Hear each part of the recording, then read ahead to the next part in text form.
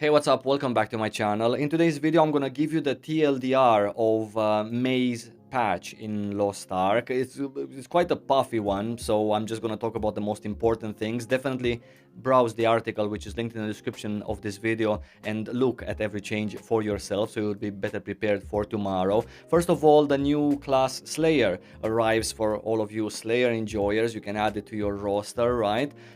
This is the female version of the Berserker for those of you who are newer. A pretty cool class in its own way, obviously, and pretty straightforward to play. Very attractive in that sense. And no, it's not for the two reasons that you're thinking about. It's just attractive because the Berserker in general is a pretty straightforward, interesting, attractive kind of class, right? It just gets you.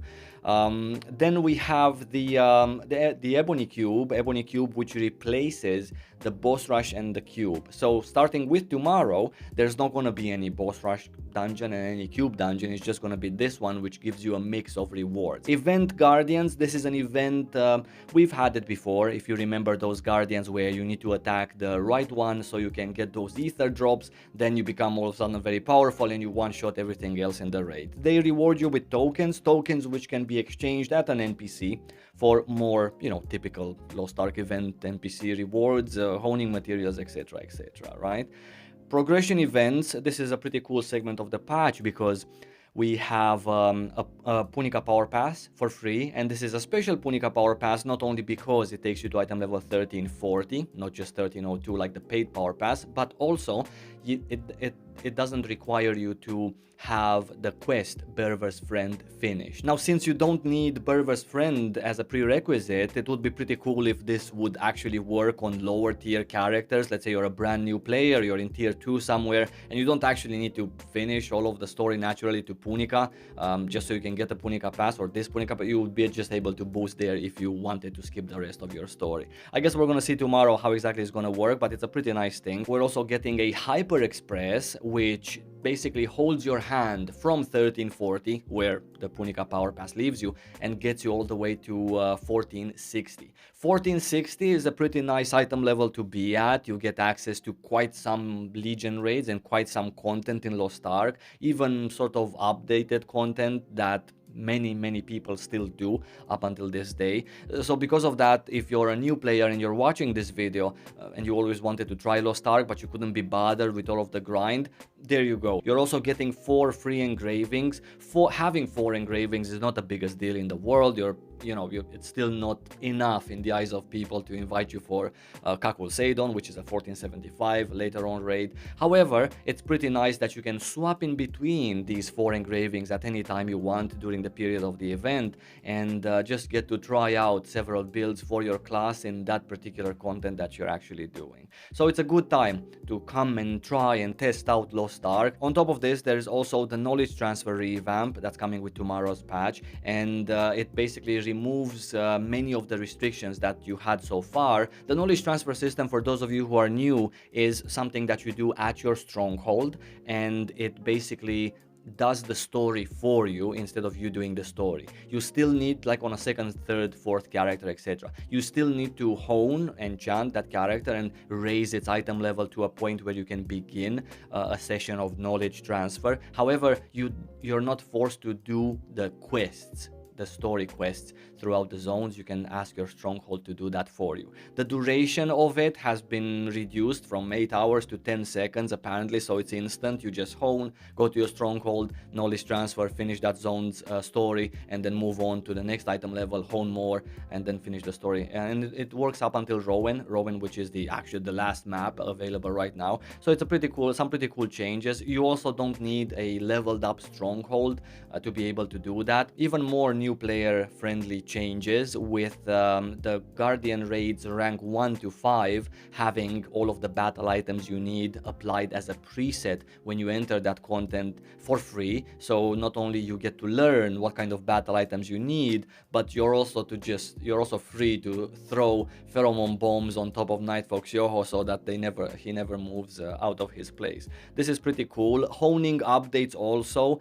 We currently have a system where it doesn't cost gold anymore to hone to 1445. It costs silver instead, and we have a lot of incentives to gain silver these days. But on top of that, and even probably more important than the gold cost, is also the reduction in materials that you need, in the honor shards, in the XP, in the leapstones, etc. Now this has been raised all the way up until 1460, so that, for example, after you finish one character with the Punica Power Pass, with the Hyper Express, you're at 1460, you can just much more easier take a second character if you want to discover a second class and get it to 1460 with much less hassle than we used to have before. We have a couple of new skins, by the way, the cowboy and cowgirl skins, for those of you who maybe enjoy this particular skins. I know at least one person who's automatically gonna buy the skin for the hat. We have a new mount, a new pet as well.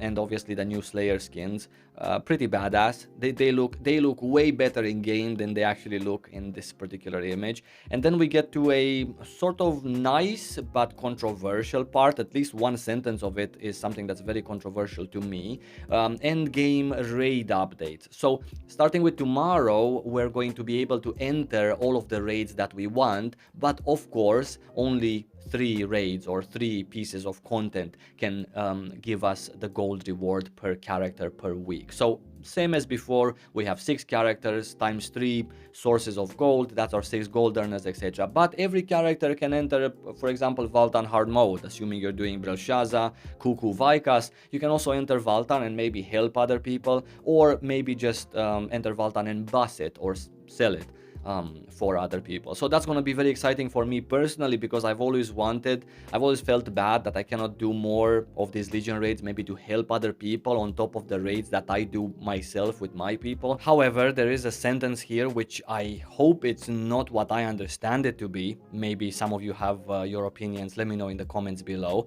After 6 characters have looted the gold rewards, which is normal, our 6 gold earners, the other characters can choose to claim the view more rewards in the UI of the cleared raids for free.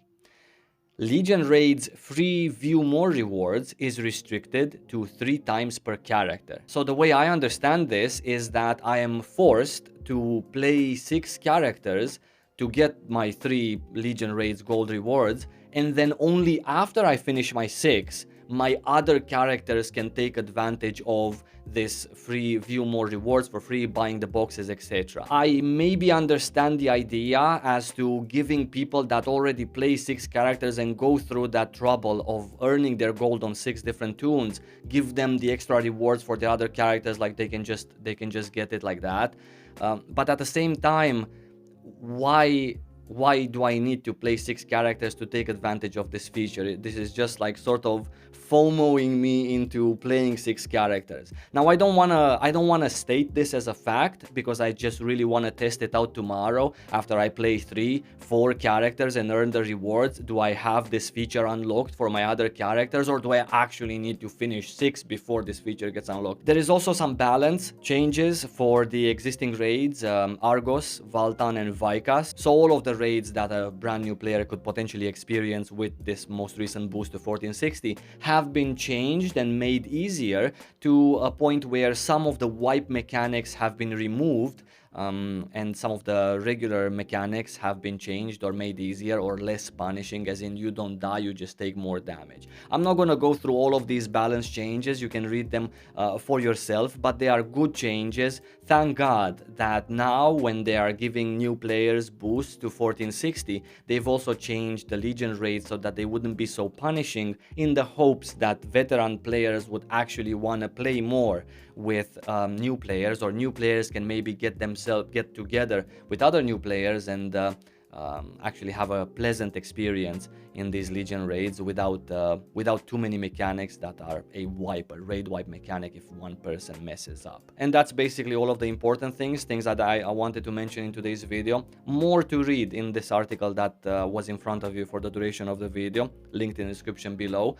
Come and join me during maintenance, and also after maintenance I stream live on Twitch, twitch.tv/SaivoSan. We're helping Slayers. So if you have a Slayer, come on over to my channel, ask for help in chat. I'm helping you with any any form of dungeon and any form of raid and content that you might want to be helped with, in case you're afraid you're going to get gate kept, or in case you want maybe a bit faster groups, etc. I will see you there, or I will see you here on my YouTube in my next YouTube video. Until then, take care, thank you for watching, and stay safe.